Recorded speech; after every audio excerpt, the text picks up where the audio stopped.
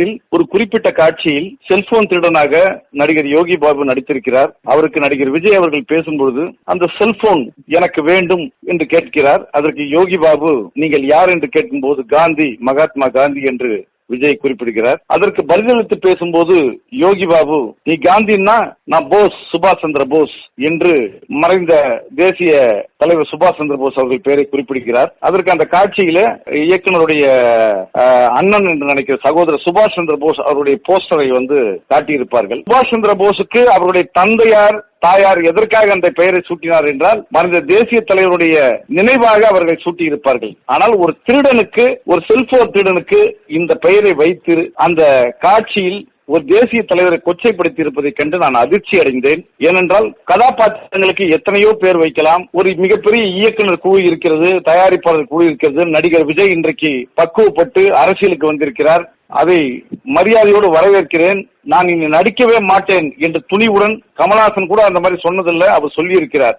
அப்படிப்பட்ட நடிகர் விஜய் இந்த திரைப்படத்தை முழுவதுமாக பிரிவியில் பார்த்திருக்கும் போது தமிழகம் மட்டுமல்ல, இந்தியா மட்டுமல்ல, உலகமே போற்றக்கூடிய வீரத்தின் அடையாளமாக இருக்கக்கூடிய இந்திய தேசிய ராணுவ படையை நிறுவி இன்றைக்கு பிரிட்டிஷ் அரசாங்கத்தை எதிர்த்து போரிட்டு விடுதலை வாங்கி கொடுத்த சுபாஷ் சந்திர போஸ் அவர்களுடைய பெயர் ஒரு திருடனுக்கு வருகிறதே என்ற எண்ணம் ஏன் நடிகர் விஜய் அவர்களுக்கு ஏற்படவில்லை என்பதுதான் என்னுடைய கடிதத்தில் அவர் குறிப்பிட்டுள்ள வேண்டுகோள். அதனால் நடிகர் விஜய் அவர்கள் இதில் தலையிட்டு அந்த குறிப்பிட்ட கதாபாத்திரங்களுடைய தேசிய தலைவர் வைக்கப்பட்ட பெயரை மாற்ற வேண்டும் என்பது என்னுடைய வேண்டுகோள். பொதுவா சினிமாவா பார்க்கணும் அப்படின்னு சொல்லி ஆரம்பத்துல இருந்தே சொல்லுவாங்க.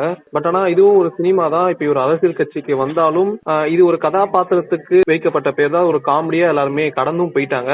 சோ இந்த டைம்ல இப்ப வலியுறுத்துறதுக்கு முக்கிய காரணம் வேற ஏதாவது இருக்கா? இப்போ விஜய் அவர்கள் அரசியலுக்கு வந்துட்டாங்க அப்படின்ற மாதிரி எதனா காரணங்கள் இருக்கா?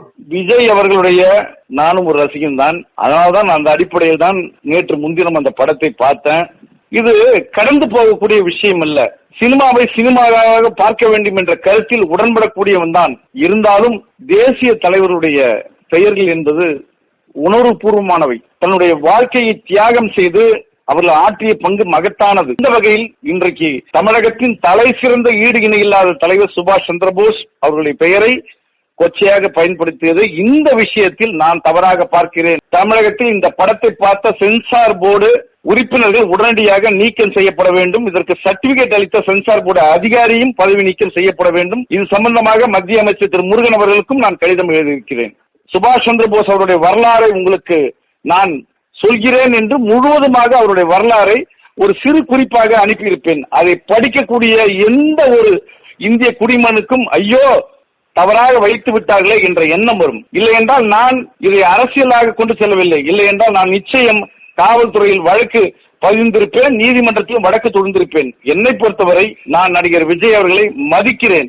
நிச்சயம் என்னுடைய உணர்வை புரிந்து கொண்டு தேசிய உணர்வோடு இந்த பெயர்களை நீக்குவார் என்று நம்புகிறேன். ஒரு சகோதரனாகத்தான் அவருக்கு இந்த கடிதத்தை எழுதியிருக்கிறேன். அதனால்தான் எந்த இடத்திலும் நான் அவருக்கு ஒரு வேண்டுகோளாகத்தான் இந்த கடிதத்தை என் சகோதரர் விஜய், நடிகர் விஜய் அவர்களுக்கு வைத்திருந்தேன்.